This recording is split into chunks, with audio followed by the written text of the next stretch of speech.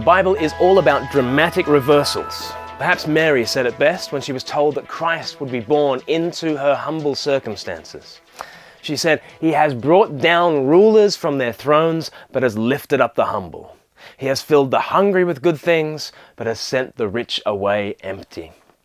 Christ brings a dramatic reversal into this world. He is the mighty Lord who becomes meek in order to exalt the humble. And he is the servant who rises in order to topple the proud. Not surprisingly, the Bible is filled with phrases to describe these great reversals. We've seen many of these phrases already. We've thought of the victory of the underdog when there's the giant killing of David against Goliath. Or there's escape by the skin of my teeth.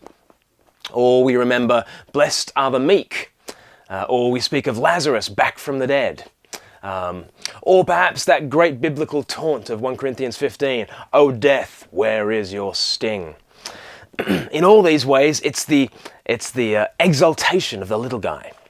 On the other hand, we read of devastating come-downs for the rich and powerful. We've already thought about how the mighty are fallen, or pride goes before a fall, and so on. In Daniel, we've seen mighty empires with feet of clay, and we've seen the writing on the wall for an arrogant king. In all these ways, we see the little guy raised up and the proud brought low. These dramatic reversals continue in Daniel chapter 6 as Daniel enters the lion's den. Once more, Daniel is shown to be a righteous and humble servant.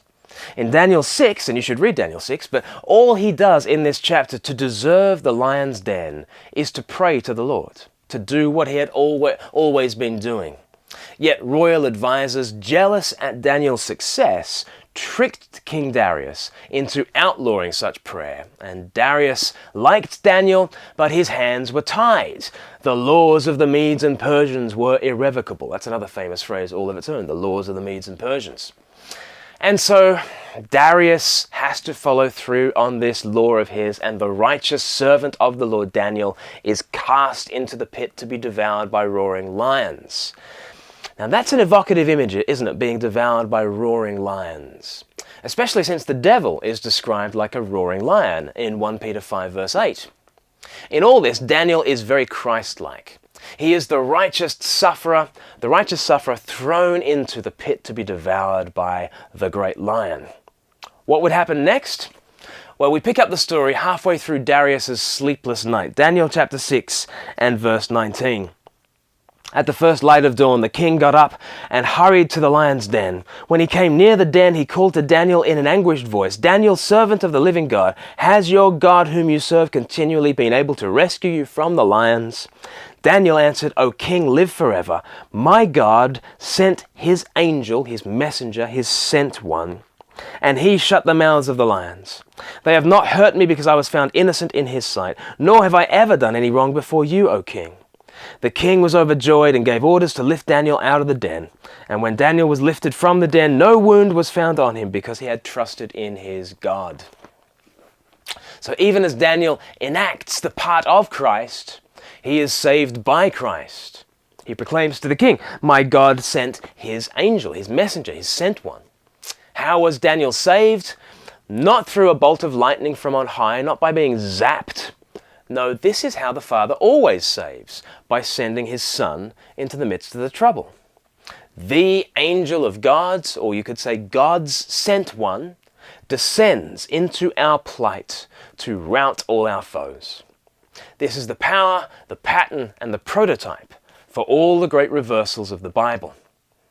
When Christ descended into our pit on the cross, he spoke of the roaring lions that surrounded him in Psalm 22 verse 13.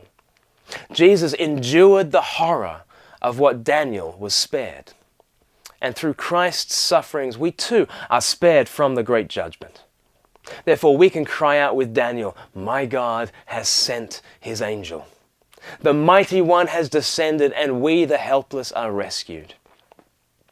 Are you faced with a Daniel-like situation? At times, we will all have to stand for the truth, even if it means being thrown to the lions.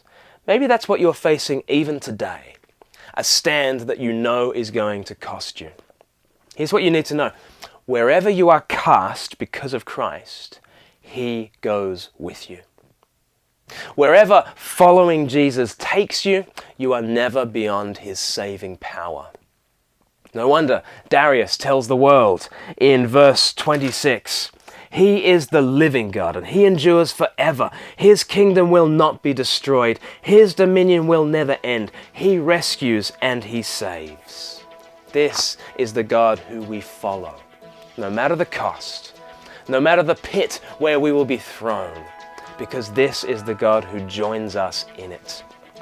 Which means we can stand for Christ today. No matter where He leads us, He may lead us to the royal palace, or He may lead us to the lion's den. Still, He is the one who rescues. He is the one who saves.